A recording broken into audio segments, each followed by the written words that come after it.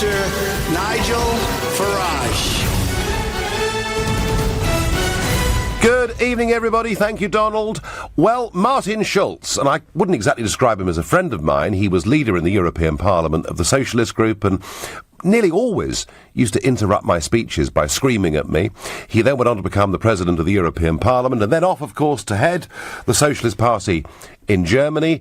He didn't become the biggest party in the election. Angela Merkel did, but it now looks like another grand coalition in Germany with Merkel as Chancellor, and Schulz will be, almost certainly, the Vice-Chancellor in Germany. Now, I've always viewed Schulz as being a complete political fanatic, and in my view, a very, very dangerous man, an obsessive, a complete believer in the European project, but at least he's always told the truth, and never more so than today, when at the conference, the party conference of the Social Democrats, he said that he's now committed to building a United States of Europe by 2025. He wants to have a new constitutional treaty. He wants to put it to all the member states in a referendum, and any that reject it simply get kicked out. So that's where he wants to go.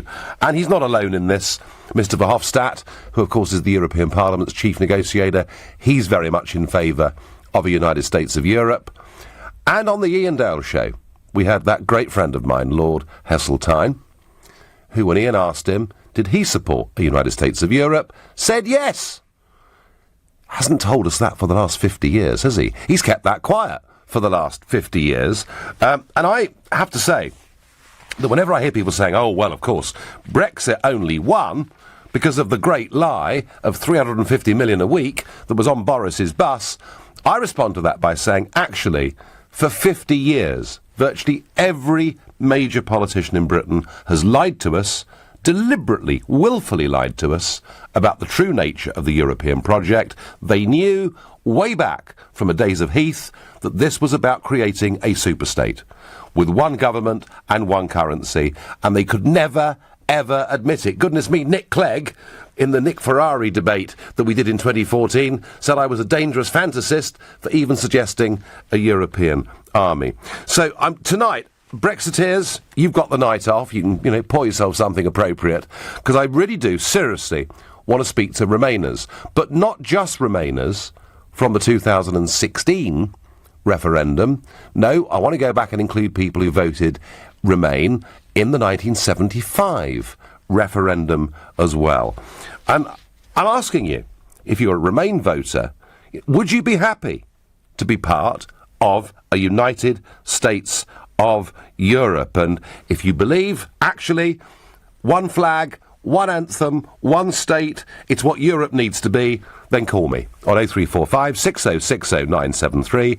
Or maybe you think, actually, I did vote Remain, but I'm rather happy that we're not still part of this and we will be leaving, hopefully, at some point. Then text to 84850.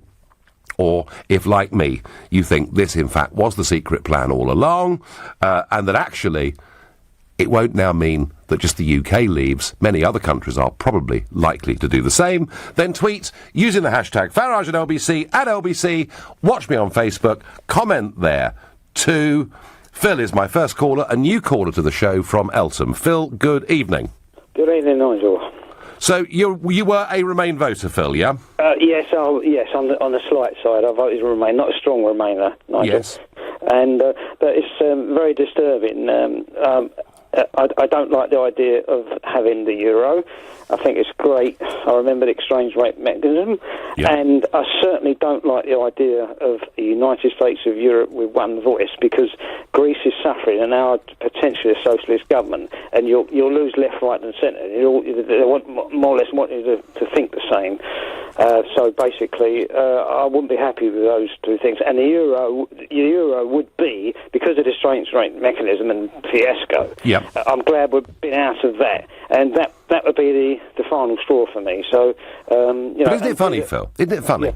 Because actually, I've been saying since the early mid-1990s that they wanted to create a United States of Europe. And I've been called, a fantasist, a nutcase, a lunatic, deranged, and they're the things I can say live on air that have been said about me. And yet, isn't the truth of it, Phil, that actually, secretly, they'd planned this all along and just not told us? Well, maybe you might be right there, Nigel. I don't know, but it's very, very worrying indeed. I mean, obviously the 52-48. I'm one of the people that accept democracy 52-1. Yes. I prefer Remain to be. I don't like soft and hard, but I would be a soft centre. But I certainly, as you say, those three things is certainly not good, Nigel. So on balance, Phil, despite the judgment you took last year, given the facts as they're now being presented, given what Schulz has said, given what Mr. Juncker said just a few months ago, on balance, do you think we're now headed in the right direction? Probably, if that was the case, the answer is definitely yes. Okay. Because I use Greece as an example. You know what the foreign minister's like. They are a socialist country in principle, but it's almost like the European Union won't let them have their political views because they have to follow because of the euro and the debt rate. Yeah, no. I mean, Greece has been destroyed by being in the wrong currency, and it's a tragedy to watch that nation become a third world country before our very eyes. Phil, I thank you very much for your point of view and your call. Stephen from Battersea, another new caller. Good evening, Stephen. Hi there.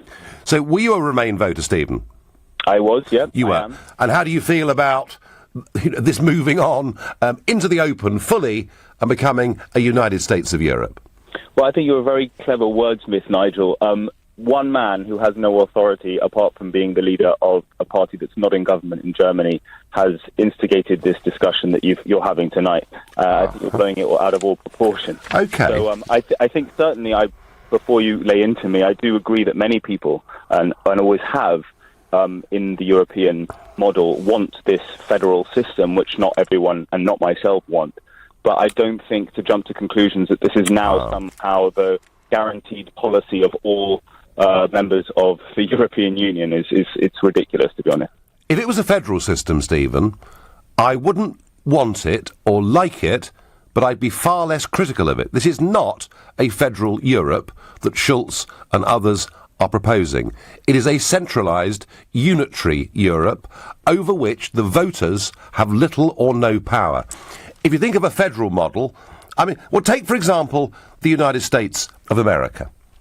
An individual state in the USA has much more freedom over making its own laws over a whole raft of areas of its social life and its economic life completely separate from Washington.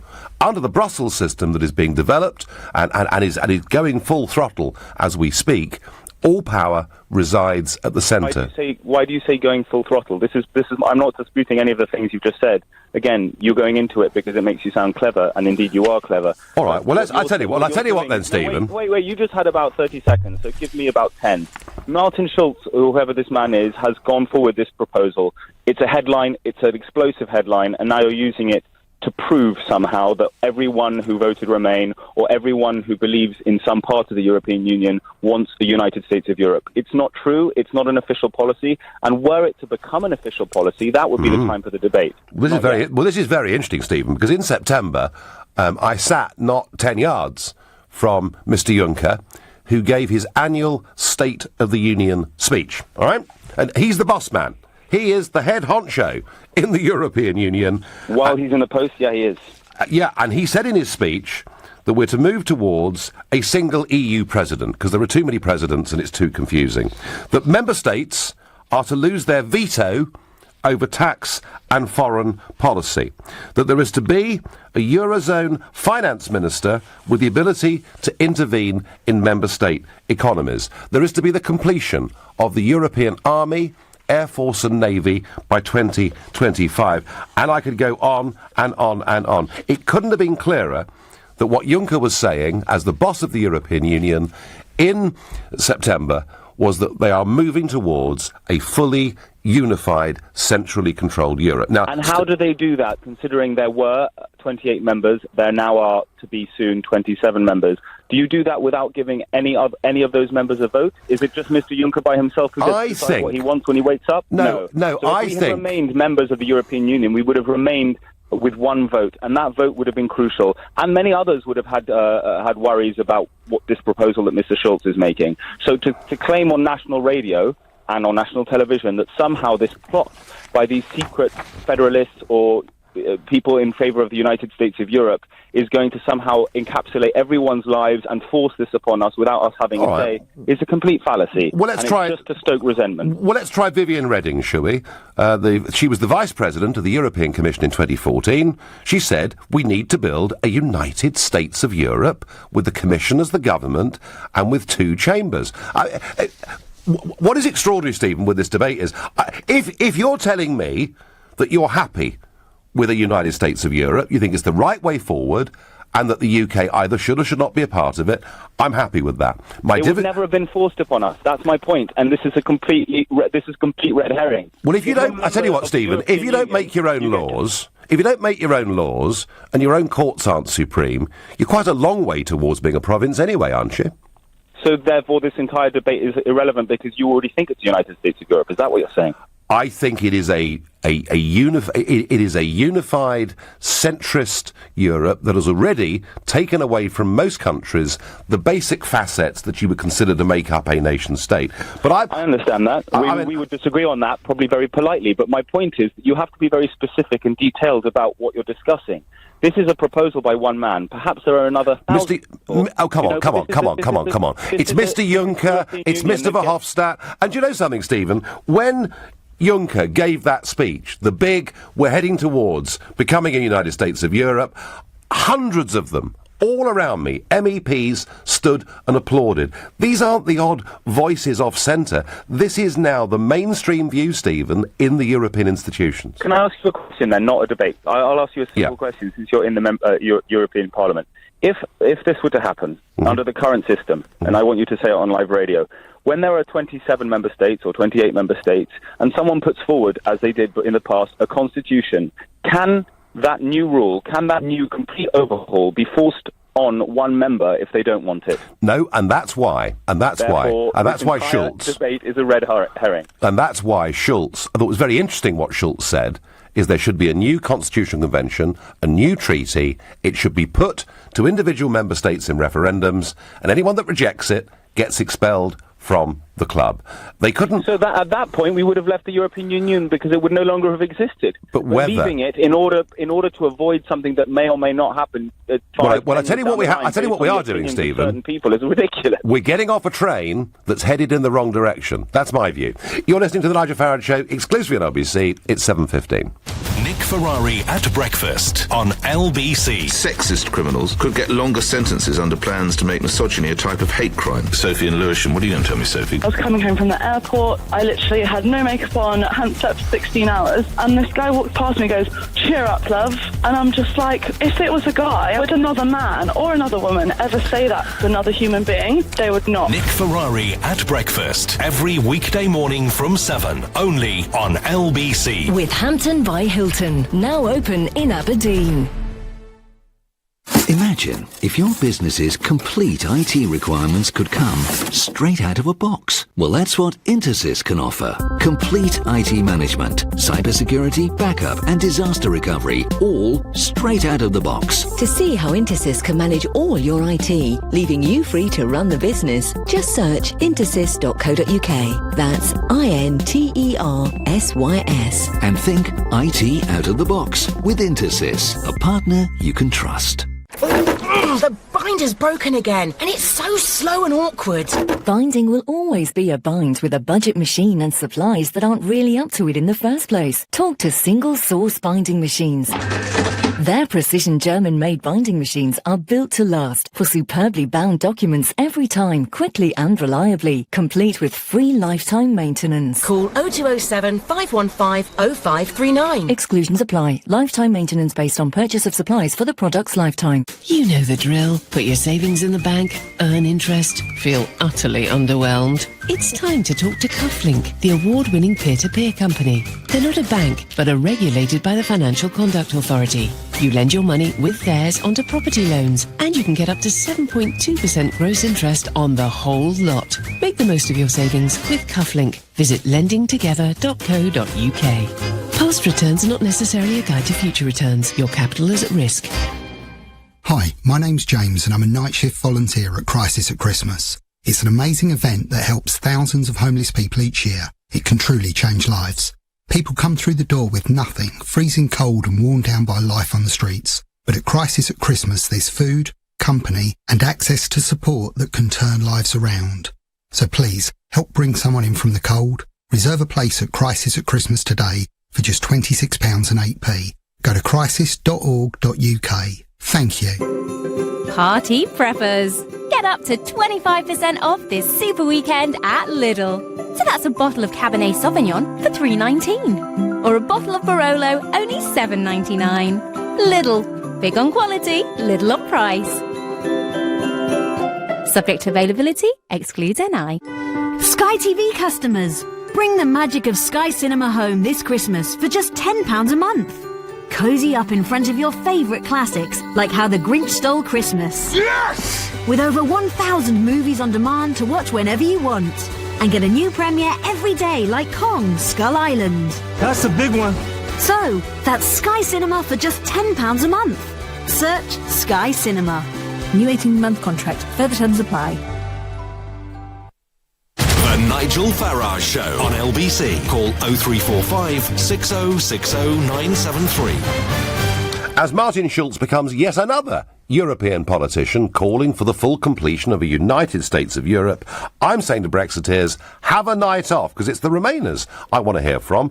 I want to know, would you still have voted Remain if you'd understood the number of people that would come out talking about building a United States of Europe? And I do understand if people believe in that. I might not agree with it, but it's an honestly held position. What I get really confused by are people like the last phone call, Stephen, sort of denying it's happening when it really is. Now, he could be Nick Clegg's brother, I don't know. I get on Twitter, can't believe Stephen is denying the United States of Europe. Why does he think they have created a flag and an anthem? And a police force, and they're building an army, and a president, and they want a finance minister. I mean, it's not difficult to work out, is it? Jake says, I would love a United States of Europe. We need to be united against the larger nations, such as the USA, China, Russia.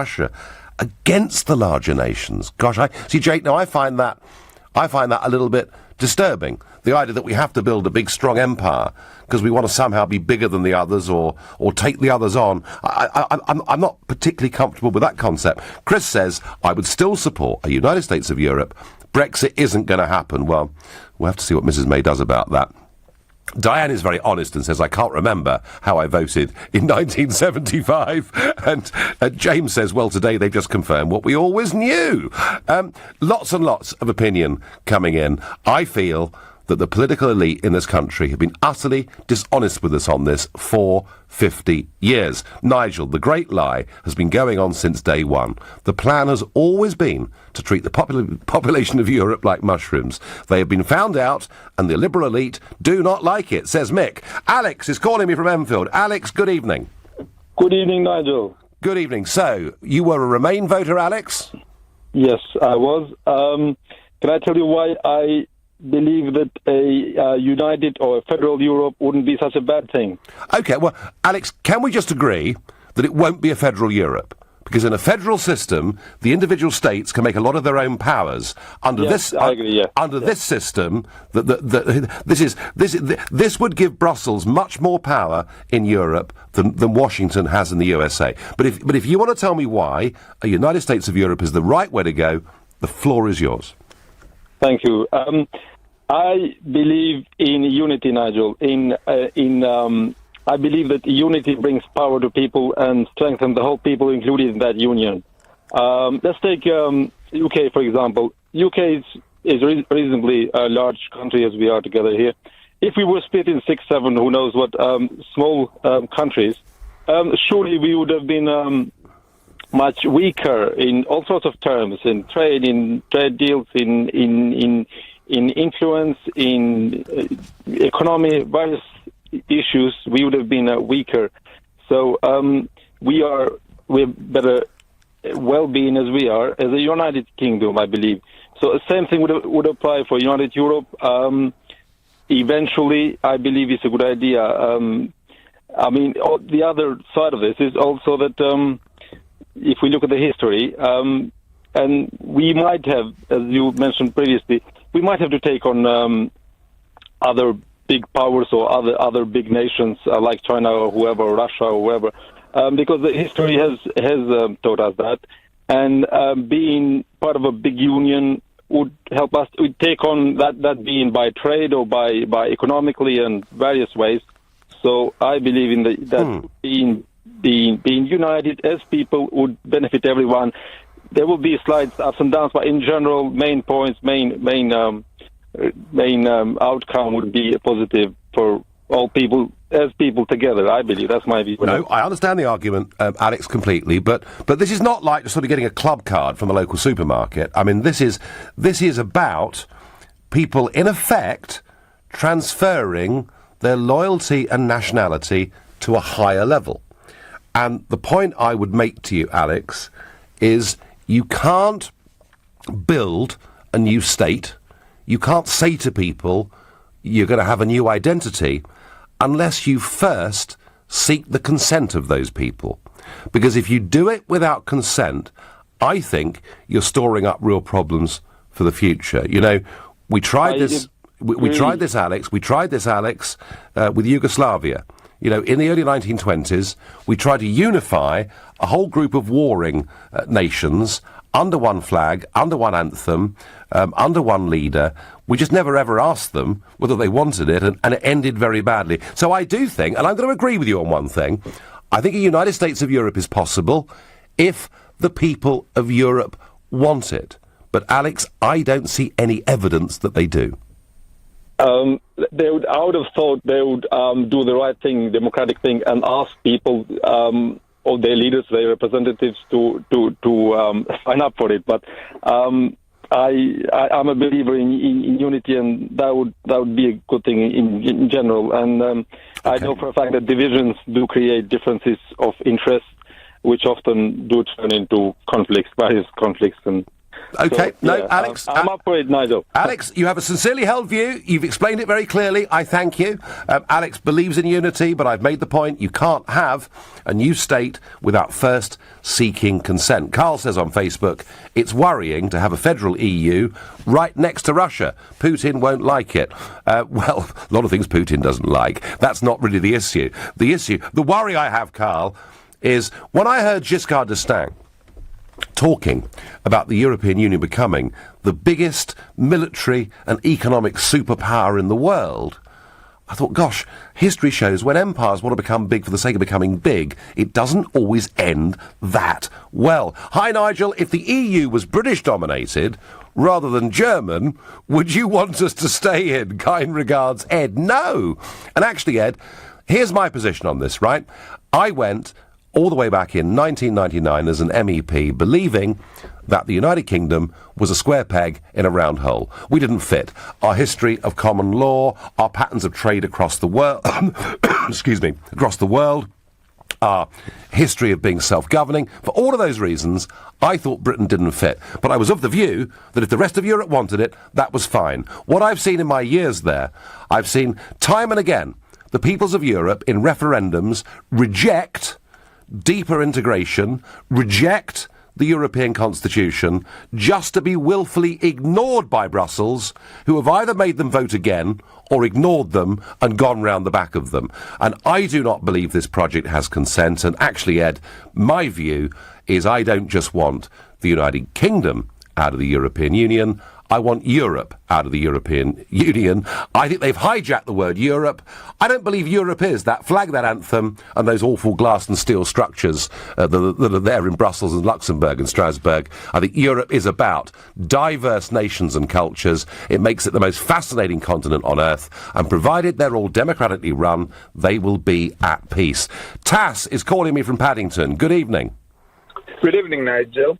I'm a Remainer, and I firmly believe that in Europe, only united we can achieve things. And I'll tell you a couple of points regarding to what you've just mentioned. Yep. Yugoslavia was forced to get together to one country, and once they did, even though they did it under force, they did quite great things. You know, they became an industrialized country. Their economy did well. You know, they did pretty well. Now divided into 7 nations, you know, they have no economic power, and they haven't achieved much individually. Tass, wouldn't it be fair, Tass, on Yugoslavia, wouldn't it be fair to say that they were held together under a totalitarian communist regime, and once that finished, you saw all those old nationalities springing up, and the most awful wars, you know, that we've seen in Europe since 1945, and tens of thousands of people dead? This is why I mentioned that they were forced to join, to unite, and that's not a good example. But one little point I want to make, and I would like your comment on this, please. Back in the days of President Lincoln, he said very clearly that he is not going to accept the division of this great country. He fought for the unification of the United States, and that's how they became really so powerful, the number one country in the world. There is not even one state individually that would have achieved the status of world power without, being alone. And this is my point. I would like you to comment on this. California, New York, Texas, have nothing in common with Arkansas or Ohio. But Tass, I tell you what, Tass, they have a lot more. I tell you what, Ohio and California have, in my opinion, a lot more in common with each other than Greece and Germany do. And I think, Tass, if you look at what the introduction of the euro was done, it has actually divided Europe from north to south in the most extraordinary way. And the only way, Tass, in my opinion, I've argued this for 20 years and more, the only way that economic and monetary union could ever work is if there is an overnight cultural change. If the Greeks become like the Germans, or the Germans become like the Greeks, and it just isn't going to happen. Tass, I thank you for your call. I thank you for your points. America, post the Civil War, unified, has become the greatest, most powerful nation on earth. But of course they do share a language and a culture, much more, I believe, than any other parts of Europe do. You're listening to The Nigel Farage Show, exclusively on LBC. It's 7:30 and time for the news with Moira Alderson. There's speculation Britain and the EU could be close to a Brexit agreement on the Irish border. A senior Irish official has said negotiations are moving quickly towards a deal. A government source, though, has said we're not there yet. A British jihadi who had links to the Manchester Arena bomber is facing years in jail for being a member of so-called Islamic State group. Mohammed Abdallah travelled to Syria with help from his brother, who set up a communications hub for would-be fighters from his home in Moss Side. The winner of the 2021 UK City of Culture has been confirmed as Coventry. Stoke, Swansea, Sunderland and Paisley were also in the running. LBC weather: blustery snow showers for parts of Scotland and Northern Ireland tonight. Scattered sleet and snow for most other places. An overnight low of 2 degrees. LBC travel: the A12 is solid northbound from junction 28 of the M25 to Mount Nessing. It's partly blocked because of an accident. In Custom House, it's slow on the A13 eastbound at Prince Regent Lane because of an accident involving a car and a motorbike, and in Paddington, Edgware Road's down to 1 lane northbound at Connaught Street because a car's hit a building. Because of a signal failure, there are no London Overground trains running between New Cross Gate and West Croydon or Crystal Palace, and there are delays of up to 15 minutes on Southern between London Bridge and East Croydon. LBC Travel, I'm Andy Ivy. This is LBC. See Jeff Dunham's all-new show, Passively Aggressive, 20th of May, Wembley Arena. I am angry because Facebook won't let me on Facebook because I don't have a face! That's good, that's good, that's good!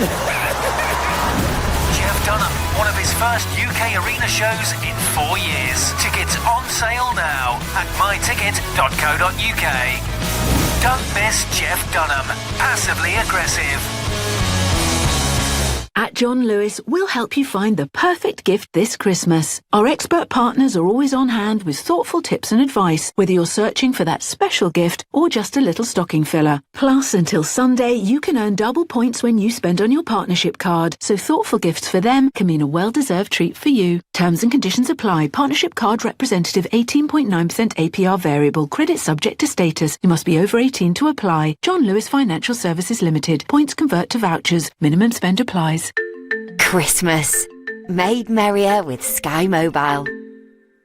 Unwrap a range of unmissable offers, like the Samsung Galaxy S8 with a Tab A7, for just £30 a month, with 500 megabytes of data. Plus, join Sky Mobile today and get a Sky Store voucher to watch our latest releases. Ring in a Christmas made merrier. Search Sky Mobile. Ends 28 December, 30-month interest-free loan and data plan required for handset, 12-month minimum term, 18+, plus, includes handset only and pay-as-you-go calls and texts for non-Sky TV customers. Subject to status and credit check. Tablet Wi-Fi only. Add to basket at checkout. skystore.com voucher. Terms apply. It's a wonderful idea, really, to offer up a spare chair for older people who always eat on their own. For those special Sunday roasts, only Bisto Best chicken gravy will do. Made with real meat juices for that authentic, rich, roasted flavour. Try Bisto Best at your spare chair Sunday. Ah, Bisto. Hi, my name's James and I'm a night shift volunteer at Crisis at Christmas. It's an amazing event that helps thousands of homeless people each year. It can truly change lives. People come through the door with nothing, freezing cold and worn down by life on the streets. But at Crisis at Christmas there's food, company and access to support that can turn lives around. So please, help bring someone in from the cold. Reserve a place at Crisis at Christmas today for just £26 and 8p. Go to crisis.org.uk. Thank you. Cold or flu keeping you awake? It can feel worse at night, can't it? Try Sudafed. Our range of tablets and fast-acting nasal sprays provide effective relief from cold and flu symptoms, unblocking your nose and easing the feeling of pressure and heaviness in your head, so you can take control of your symptoms during the night. For a clear head, try Sudafed. Available in most supermarkets and pharmacies. Sudafed Sinus Pain Relief Tablets. Sudafed Block Nose Spray contains xylometazoline. Always read the label. The Nigel Farage Show. Text 84850. As more and more European leaders talk about the building of a United States of Europe and come clean and be really open about it, I'm asking those who voted Remain in the referendum whether that perhaps now would change their minds or whether they still believe this is the right way forward. And a bit of good news you might have just heard. Coventry will be the next UK City of Culture in 2021, Arts Minister John Glenn has just announced. UK City of Culture. You see, we were told, we've left the European Union, we can't have a European City of Culture. We don't need one. We're going to have a UK City of Culture, and quite right too. And a story today that hasn't received much attention, because we're not really supposed to talk about this, it's a bit naughty really, but a record number of terror-related arrests have been made in the year up to September 2017 in the latest sign of an increasing terror threat facing the United Kingdom. 400 arrests were made in just 1 year compared to 255 over the same period the year before. One piece of good news is that today, one fighter who'd returned from Syria after fighting for ISIS was today jailed in court in London today. Only 449 to go, in my opinion. Back to this issue. I'm going to go to Anthony in Golders Green. Anthony, you were a Remain voter, I presume? I was, yes. And since the referendum, you know, and we hear Mr. Juncker talking about a finance minister with the power to intervene, the completion of a European army, Mr. Schulz today, United States of Europe. I mean, does that make you change your mind at all? Well, I think, Nigel, this whole discussion this evening has actually been pretty amusing to me. I think the one thing I can say is that Europe does appear to be full of people who are full of hot air themselves. But what's interesting for me is you're sensationalising, and you're doing a great job of that, which is what you do so well. And I think how you managed to whip the country up into such a frenzy over the whole Europe thing. But what you haven't realised is that as you continue to sensationalise, then you keep shooting yourself in the foot. Because what you keep repeating, and actually a caller, 2 or 3 callers ago made this point very well, They can't force it on us. So you're in denial too, Anthony, are you? No, I'm not in denial. I'm not in denial. Right, so Anthony, let me ask you, do you support Britain joining the euro? No, I don't. Do you support the United States of Europe? No, but they can't force us. Do you support a euro? I mean, do you support? The irony for me. So Anthony, hang on. But you're exactly the same as the previous caller. If you don't support any of this, why would you want to be in a club that is heading in completely the opposite direction to the things you believe in? But the perfect irony for me is that, as you pointed out quite clearly, that if we don't want to go down that route, and if you don't sign up to this new constitution, you get booted out. So you know what? There's your get-out-of-jail-free card, Nigel. But you're throwing away. That's the get-out-of-jail-free card. That's the card you can get out of Europe without having to pay, without having to try and negotiate 40, 45 billion, whatever the number is, without having to try and negotiate all these complex issues that no one was even remotely prepared for. And that, of course, is Mr. Schultz's plan. Mr. Schultz's plan is okay, there are 20 small countries. You're a little country. We're going to hold a gun to your head. If you don't support our constitutional treaty, we will kick you out of the European Union. We will not give you a trade deal. We will, that's what they're going to try and do. They're going to try and effectively use force to push this through. Anthony, I go back to the point. If you rang me and said, look, Nigel, I believe in a United States of Europe, I find that a very open, honest position. What I don't understand is people who say, oh, well, yeah, I don't agree with this, I don't agree with that, but we should still be a member. Why would you want to be part of any club if you don't agree with its ethos? Hello? It's gone quiet. Golders Green has gone quiet. Oh, well, hey-ho. But again, I don't really understand that. Very interesting tweet here. It says, oh, Anthony, you're back, are you? Yeah, I'm still here. Sorry. Here. Yeah, there is one possible argument that says that you try and reform it or change it from within. But hey, isn't it way too late for that? Isn't it way too late for what? Sorry, for reforming or changing it from within? Yeah. Well, I think we as a material member of the club have to continue to exercise our right in the way we want to. If the club gets to a point where we absolutely no longer agree with a material decision that's taken, then we leave. And that's what the Brexit vote was. But you're making the presumption, because as the three callers ago said, they can't.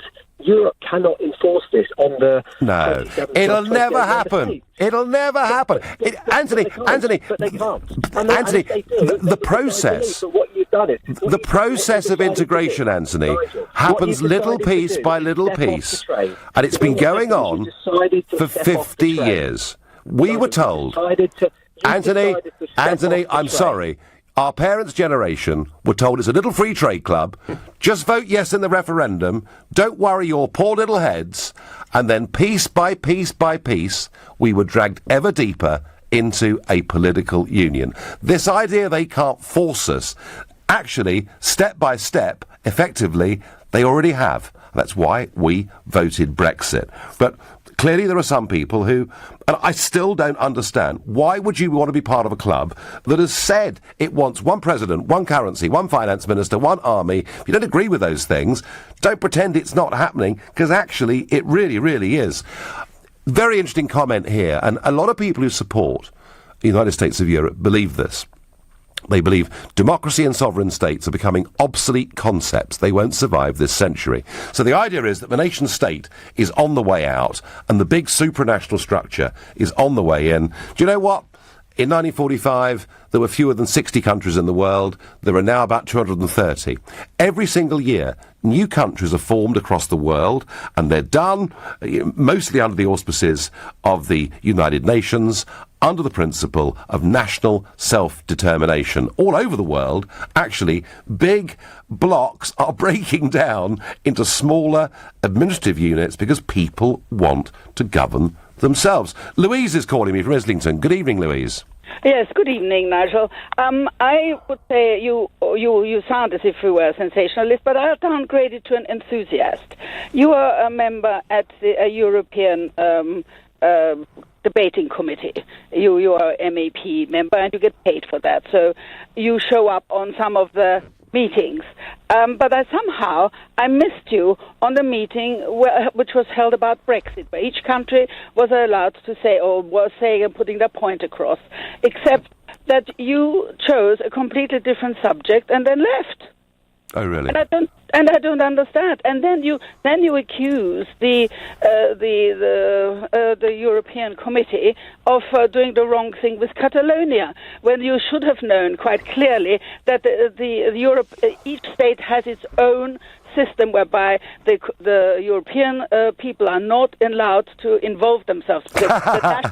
Louise. No, because it's a national decision. Don't make me laugh, Louise. Don't make me laugh. Today, Hungary, Poland and Slovakia, today, all three of those have had legal proceedings mounted against them at the European Court of Justice because they won't accept Mrs. Merkel's migrant quotas. But that's a totally different matter. That is a completely different matter. I am talking as a representative of your country, and you're so keen on Brexit, and you've got so much to say now on Brexit. Why did you not use that time? In fact, you extended your time, and they let you have the time, and they were really upset that you left, not having made Louise, any comment on it. I've no idea. I've no idea what you're talking about. All I can say, Louise... Wait a minute. If you have no idea... I've no idea. Don't know about it, then I'm sure, what are you doing there in the European Parliament? Well, I tell you what, Louise, if you go to YouTube, Louise, you'll see how many speeches I've given there over the course of the last 18 years. If you're asking me to remember an individual one right now off the cuff, I'm sorry, but I can't. But as for your point about Catalonia, Louise, I think it's just really interesting that, when it comes to what they see as abuses of human rights, in Poland, for example, almost every single month, the European Parliament has a debate about what is going on in Poland. And yet, when 900 people get injured or beaten up by the police for wanting to express a vote in Catalonia, they decide it's none of their business. It's not very consistent, is it? Do that. The Catalonian issue is a totally different issue. Europe is not interfering with national debates, and that is why they did not take part in it. And that is, they cannot do it constitutionally. They cannot enter into national debates. That is, the country has to do it themselves. And everybody kept on saying, why doesn't Europe do something? Because they are not allowed to do that. The proportionate distribution about the people who are fleeing is a totally different subject. Why talk about human rights? Should have said something. You should have said something at the European Commission when they all were talking. Member states were all there. Why did you not open your mouth then? Well, I'm not in the European Commission, but Louise, Louise, just quickly, do you support a United States of Europe, Louise? I think it's a good idea that not every country has different aeroplanes that they're buying for once. Great, very good, Louise, thank you. We're going to have one united Europe, and if people get beaten up because they want to protest in their individual provinces, that's just fine. You're listening to The Nigel Farage Show, exclusively on LBC. It's 7:45. Coming up at 8 on LBC, Clive Bull. An apology is being demanded after the Chancellor said disabled workers could be lowering Britain's productivity. How unhelpful are these kind of remarks? Clive Bull on LBC. Oh, nice paper, snowman. Oh, you've wrapped it well.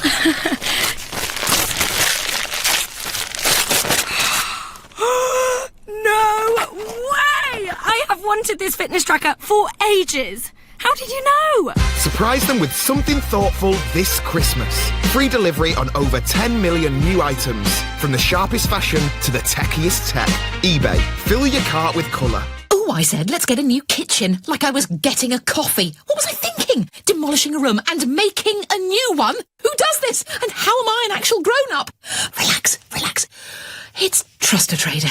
Just type in your postcode, what you need, and bam, local tradespeople appear. All who know what they're doing. For realsies. Oh, maybe I should get a new bathroom too. And a dress-up room. And a room for the kittens. Visit trustatrader.com. critics are calling Wonder the best family film of the year. It's fantastic and inspirational, says Metro. And Mail on Sunday exclaim, it's a life-affirming joy. Don't miss Julia Roberts, Owen Wilson, and Jacob Tremblay in what The Sun are calling one of the most heartwarming films of the year. And Time Out says it's terrific. You're a wonder, Hobby. Wonder, in cinemas now. Is a day of festive indulgence keeping you awake at night with heartburn and indigestion? Get dual relief with Gaviscon Double Action. It gets to work instantly and lasts up to twice as long as antacids. This Christmas, try Gaviscon Double Action. Always read the label. At John Lewis, we'll help you find the perfect gift this Christmas. Our expert partners are always on hand with thoughtful tips and advice, whether you're searching for that special gift or just a little stocking filler. Plus, until Sunday, you can earn double points when you spend on your partnership card, so thoughtful gifts for them can mean a well-deserved treat for you. Terms and conditions apply. Partnership card representative 18.9% APR variable. Credit subject to status. You must be over 18 to apply. John Lewis Financial Services Limited. Points convert to vouchers. Minimum spend applies. Because life should be more open to adventure. The Jeep Black Friday offer runs from now till December 31st. With the Jeep Renegade Longitude for just $195 a month, plus $1,775 initial rental, including touchscreen, Bluetooth and sat-nav. So escape Black Friday. Your adventure awaits at jeep.co.uk. Personal contract hire. Jeep Renegade 1.6 multi-jet longitude manual. 48-month term. 8,000 miles per annum until December 31st, 2017. Subject to status and stock availability. Participating dealers only. Party preppers. Get up to 25% off this super weekend at Lidl. So that's a bottle of Cabernet Sauvignon for $3.19. Or a bottle of Barolo, only $7.99. Lidl. Big on quality, little on price. Subject to availability, excludes NI. The Nigel Farage Show. Text 84850. A centralised Europe is coming. It's going to be called a United States of Europe, according to Martin Schulz today, and many others like Mr. Verhofstadt and the leaders in Europe. That is exactly what they want. I'm asking if you're a Remain voter, whether these, and they're not new revelations, we've had them before, but whether this conversation would have changed your mind. And I'm really keen to listen to people who tell me why a United States of Europe is a good idea. And when they do come on, I'm really, really polite and quiet, and I listen to them because they've got a point of view, and I want to know why they hold it. What I don't understand are people coming on saying, yeah, but if we'd stayed in, they couldn't have forced it upon us. Actually, incrementally, piece by piece by piece, that's what's been going on to us for over 40 years. And my real anger is the British political class knew in the 1970s it was all about a unitary state with its own currency, with ultimately its own president, and they lied to us for 50 years, consistently lied to us. And tonight Lord Heseltine says, oh yes, I believe in a United States of Europe. Well, why didn't you tell us that, Lord Heseltine, in the referendum in 1975, rather than, as everybody did, completely deceiving the British public? They tried again to do the same thing. Nick Clegg and others denying the existence of a European army. Who on the Remain side said, vote Remain so we can be part of a United States of Europe? I didn't hear one of them. Perhaps I wasn't listening. I don't know. Assad is calling from Mile End. Good evening. Evening, Nigel. I've got 2 points. First, I personally think that it's not such a bad idea. I mean, it's just like, again, I wouldn't deny that there's going to be some problems because the bigger the administration becomes, it comes with less representation from the ground roots. But, just like any other country, like United States or United Kingdom, it's no different. There's going to be a problem, but I think the major focus should be about the transparency, not necessarily the title. The second thing, which I strongly disagree with you, is like when you try to bring up a point about that there are different nations and then, can't be put together. I personally think that nationalism is the second worst idea after religion in the world. It has caused the most problems, wars, and misery to the people. There is literally no point that people should actually be proud of being any nation. I mean, it's nothing that they do to deserve that. They're just simply born in that. There's literally no reason why people should be proud of that. And then, I think we have to actively discourage nationalism because there is literally no. We have one planet for all of our humans, and then the way the population is growing, it's eventual that there is going to be interactions among different cultures more and more than they are right now. Well, let me surprise you, Assad. Let me surprise you. Nationalism, I've seen a lot of nationalism in the last 18 years, and it's growing and getting stronger every single year. It is EU nationalism. You want to see my fellow members in the European Parliament, when the anthem plays, standing, ramrod to attention. You want to see at the opening of each parliamentary session, Corps soldiers marching the flag around the yard. Every nationalistic symbol is there. I've called Schulz. I've called Martin Schulz a nationalist many, many times. Their form of nationalism is so extreme, they're prepared to ignore referendum results. They're prepared to impose it upon people without even seeking their consent. And I'm going to say this, Assad, that in some cases there are nations within the European Union who are not particularly proud of their recent history. They would find it very awkward and embarrassing to stand to attention, to salute their flag of their own nation state, but they find it easy to do on a European level. And I genuinely think, Assad, as far as Europe's concerned, I do understand your points about nationalism, but I think there is a very dangerous EU nationalism that is now, there is an attempt to effectively impose it upon people. And my alternative is nationism, that we live together in nation states that we recognise, and provided we do that in democracies and under the rule of law, I think, Assad, I genuinely believe that Europe will be a healthier place. I think what's happening right now, nowadays, what America and United Kingdom, with America is doing, they're actually doing exactly the opposite. They're not respecting other nations' the decisions, their people's decisions and opinions, and then they're imposing democracy all over the world. I mean, the idea that we can talk about... I'm not blaming United States or UK separately, but I'm just saying that everyone is guilty of doing exactly the same and criticizing others. And I think it's now time to be honest about these things and then actually say, you know what, we need to listen to the people. It's never against one nation against the other. It's always powerful against the weak.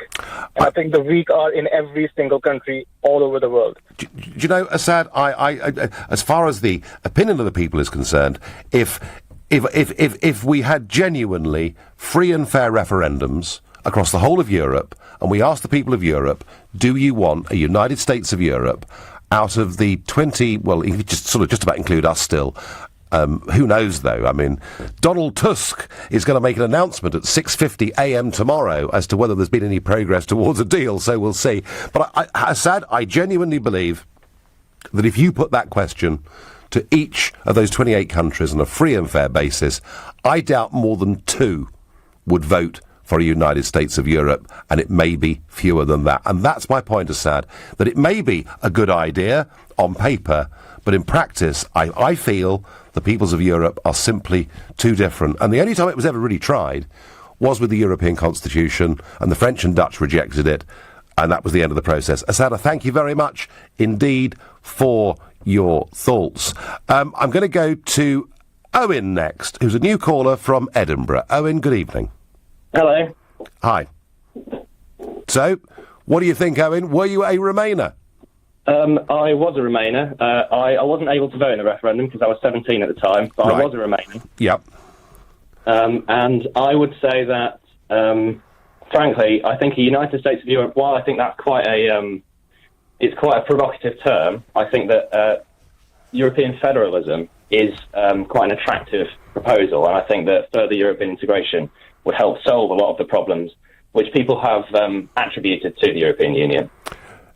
If, Owen, and I did mention this earlier on, if the proposal was a federal Europe, where the individual member states ran, their own licensing laws, their own laws on marriage rights, on a whole raft of social and civil issues, but Europe at the centre, rather like America, was to do some of the big stuff, that would be a federal model.